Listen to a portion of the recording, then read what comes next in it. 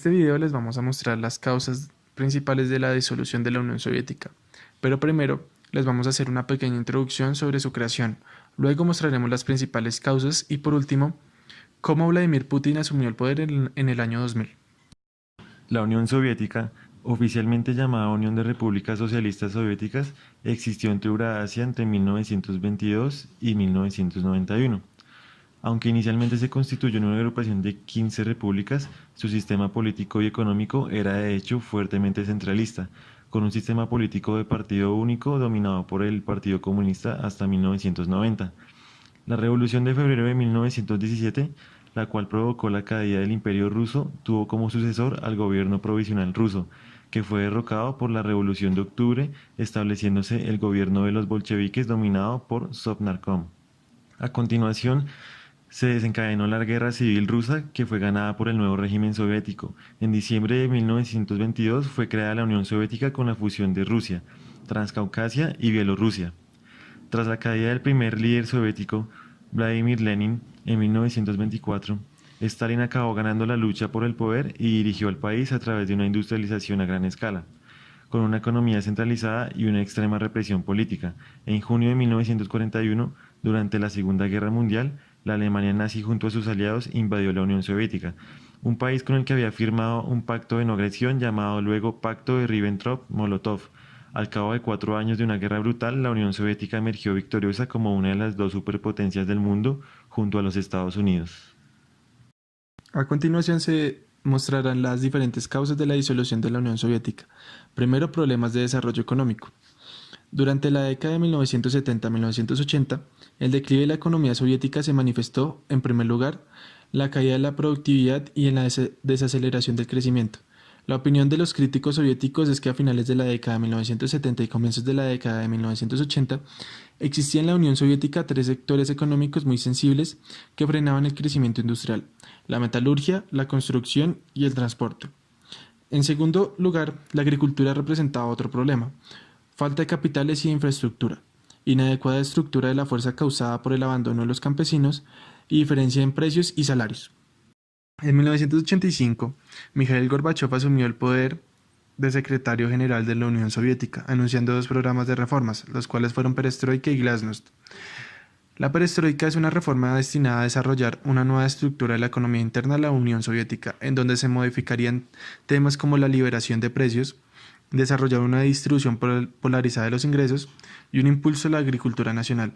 Y Glasnost fue una política que se concentraba en liberalizar el sistema político. En esta se estipulaba libertades para que los medios de comunicación tuvieran mayor confianza para criticar al gobierno.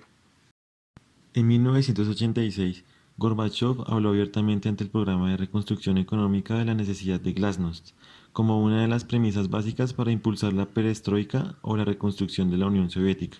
La perestroika produjo cambios en los aspectos políticos y económicos y provocó el surgimiento de los nacionalismos en las repúblicas soviéticas y en los países satélites de Europa. Los problemas económicos fueron los que se trataron de resolver en primera instancia. La Ley de Empresas del Estado fue aprobada en 1987 y pretendía rectificar la política de planeación centralizada, dar a las empresas una mayor autonomía y la opción de cerrar las fábricas improductivas. En marzo de 1989, el pueblo soviético participó en las primeras elecciones libres y se eligió un renovado Congreso de Diputados del Pueblo, cuyos miembros deberían nombrar un nuevo Soviet Supremo. En agosto de 1991, integrantes del sector duro del Partido Comunista de la Unión Soviética, en el que se encontraban personas con altos cargos en el gobierno, encabezaron un golpe de Estado, pusieron a Gorbachev bajo arresto domiciliario e intentaron restaurar el control centralizado comunista, pero el movimiento fracasó y en 3 días los reformistas, encabezados por Boris Yeltsin, detuvieron el golpe. El 5 de septiembre, el Congreso de Diputados del Pueblo acordó establecer un gobierno provisional donde el Consejo de Estado, encabezado por Gorbachev y compuesto por los presidentes de las repúblicas participantes, ejercerían poderes de emergencia. Al día siguiente, el Consejo reconoció la independencia de Lituania, Estonia y Letonia, y a finales de este mes, las 3 repúblicas bálticas eran admitidas en la ONU. El 8 de diciembre de 1991, el presidente de Rusia, Boris Yeltsin, junto a los presidentes de Ucrania y Bielorrusia, firmaron en Kiev la disolución de la Unión Soviética y crearon la Comunidad de Estados Independientes. El 1 de enero de 1992 entraba en vigor la Comunidad de Estados Independientes, dentro de la cual emergía una potencia dominante, la Federación Rusa y un hombre fuerte, Boris Yeltsin. Con el surgimiento de la Comunidad de Estados Independientes, surgieron divergencias entre los Estados miembros.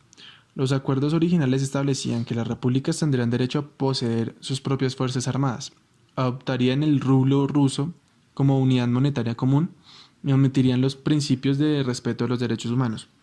Sin embargo, pronto surgieron disputas, principalmente con respecto a las reformas económicas y el abandono de los controles de precios. Las hostilidades étnicas y regionales, que durante décadas habían sido acalladas por la autoridad soviética central, resurgieron en forma de guerras civiles en Georgia, Moldavia, Tayikistán y en la zona del norte del Cáucaso ruso, en tanto que en Armenia y Azerbaiyán se enfrentaron en un conflicto armado. La nueva Federación Rusa se encaminó a la formación de una democracia con economía de mercado, en medio de grandes problemas étnicos y desorden económico y social. En 1992, el presidente Boris Yeltsin estableció un programa de reformas económicas y buscó someter a las asambleas legislativas locales dominadas por neocomunistas, además de decretar fuera de la ley al Partido Comunista. El Tribunal Constitucional ruso rechazó las medidas de Yeltsin y también el Parlamento mostró su desacuerdo, tratando sin éxito de limitar los poderes del mandatario. Yeltsin disolvió el Parlamento y convocó a nuevas elecciones. En respuesta, los parlamentarios destituyeron al presidente y nombraron en su lugar al vicepresidente Rutskoy. Enseguida, un grupo de diputados y varios seguidores de Rutskoy y del presidente del Soviet Supremo, Rusian Yaroslav, tomaron por asalto el edificio del Parlamento. El conflicto entre el gobierno y los rebeldes duró varios días. Los rebeldes consiguieron el ayuntamiento de Moscú y el edificio central de la televisión. El gobierno respondió con el bombardeo del edificio del Parlamento que dejó un saldo de 140 personas muertas. El 4 de octubre de 1993, Rutskoy y Yaroslav fueron hechos prisioneros acusados de haber incitado el desorden público. En diciembre de 1994, el gobierno de Yeltsin emprendió la invasión a Chechenia para detener un movimiento independentista. La capital fue prácticamente destruida y miles de personas murieron en los combates. En febrero de 1995, los rusos invadieron la capital e instalaron en ella un gobierno títere. La ocupación continuó hasta mayo de 1997, cuando se firmó un acuerdo de paz que en la práctica suponía el reconocimiento de la independencia de Chechenia por parte de Rusia. A mediados de 1996, nuevas elecciones confirmaron a Yeltsin como presidente de la Federación, convirtiéndose en el primer presidente democrático de Rusia. En los meses siguientes se produjo una recaída en el estado de salud del presidente ruso, quien tuvo que delegar parte de sus poderes y atribuciones en el primer ministro. El 9 de agosto de 1999, Yeltsin realizó nuevos cambios en el gobierno y nombró primer ministro al director del Servicio Federal de Seguridad, Vladimir Putin, a quien presentó como su candidato para las elecciones presidenciales en el año 2000. El progresivo debilitamiento de la salud de Yeltsin le obligó a presentar su dimisión en el último día de 1999 y, de acuerdo con la Constitución, el primer ministro Putin se convirtió en el presidente interno.